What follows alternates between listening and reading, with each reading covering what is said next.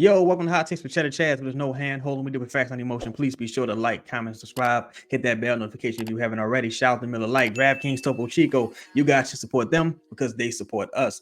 Preseason is a wrap. It's time to get the business. October 25th, that's when it goes down. You know what I'm saying? Goes down in Memphis.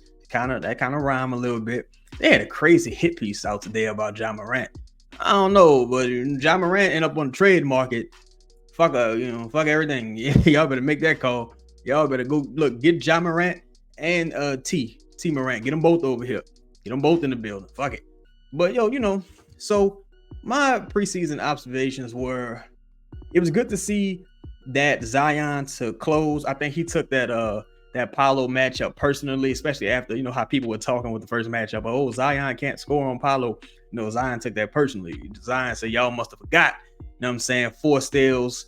No, it was 5 steals. I think 4 steals in the first quarter. Could have had 5 in the first quarter, but one of the possessions, the ball actually went out of bounds.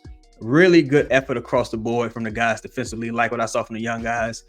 But man, the Pelicans have a huge problem beyond the 3-point arc. Of course, Brandon went 1 for 11. CJ, he was okay, still trying to find his rhythm, but he was, mostly good. Hawkins, the volume was there. Hopefully he knocks down a few more of those. JV wasn't really giving you much from beyond the arc. Herb went 5 for 10, I believe. That's very impressive. Need him to continue that. Najee goes down, unfortunately. But the Pelicans, man, that center position and that starting point guard position, oh my God. I'm not 100% out with the Brandon at point guard thing, but man, Brandon's foot speed, his handle, and his reluctance to shoot threes and or inability to shoot threes, oh my God, it's just glaring on the court. It's glaring.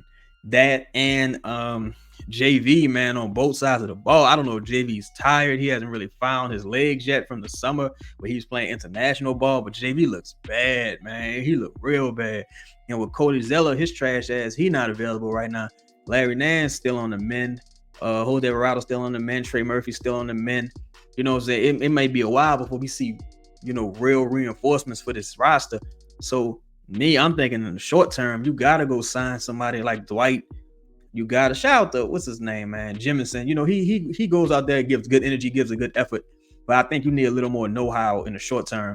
I think you got to go sign somebody like Dwight or Boogie. Ideally, for defensive purposes, you go sign Dwight. But attitude and offense, I think you go sign Boogie. You know what I'm saying? You playing them in short minutes and, you just spelling them. And, really, so I think you can afford to play him out there defensively in short minutes. But you got to go get one of them dudes, man, just to add some security to the roster. Because if JV go down, fuck it. If JV don't go down, you probably in trouble. Because this shit looking nasty right now. It's looking terrible.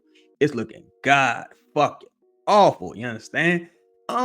Zion looking good, getting into basketball shape. Need to see that defensive intensity every night. That's how he's going to become like first team All NBA, undoubtedly MVP candidate, undoubtedly top 10 player by that defensive effort on the defensive boards as well. You saw him on the floor coaching up some of his teammates. You saw him in practice talking with some of his teammates. Him and CJ seem to be building that chemistry. Him and JV, of course. Still would like to see him and Brandon kind of build that chemistry a bit more. You know what I'm saying? They've been, I don't know, these dudes, I don't know. They just got a sibling rivalry right now, but hopefully it works itself out. Heard some concerning things about Willie Green, man. If y'all watched the Orlando broadcast or if y'all caught the Orlando broadcast, you heard it too.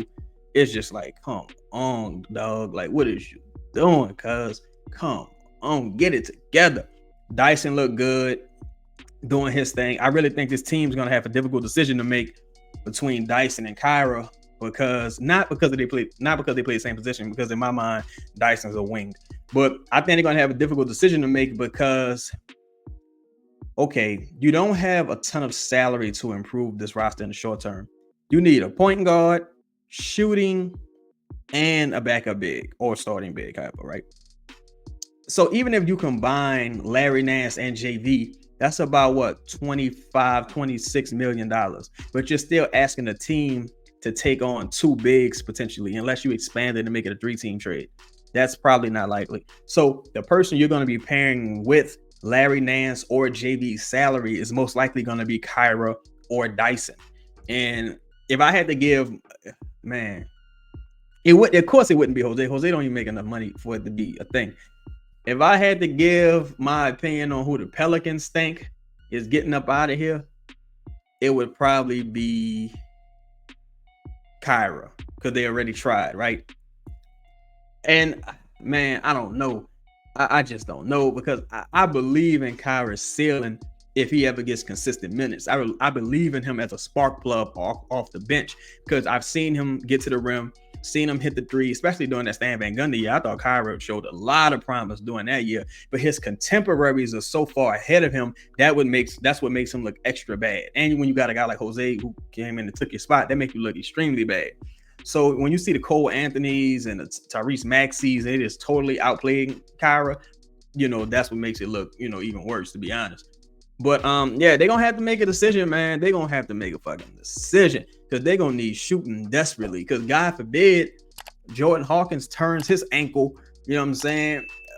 Just God forbid he's such a defensive liability that you can't play him out there. He probably got to shoot like 39-40% from the three to stay on the floor this season. And that's on high volume. That's a lot to ask for a rookie, man, who isn't like Keegan Murray. That's a lot to ask for a guy who was picked 14th. That's just not fair to him, truthfully. You know what I'm saying? Man, I don't really know what they're gonna do heading into the year. They got a little more time to make some moves. Maybe the fallout from whatever happens with James Harden, they in there to maybe, maybe they can like get a couple of guys here and there, maybe steal a guy or two from that trade. But I think it's clear and evident right now that JB in the starting lineup isn't working. And I don't necessarily think it's all JB's fault. I think it's a couple circles. I think it's personnel in general. But I think with this current personnel, JV is like, he gonna have to be the odd man out for several reasons.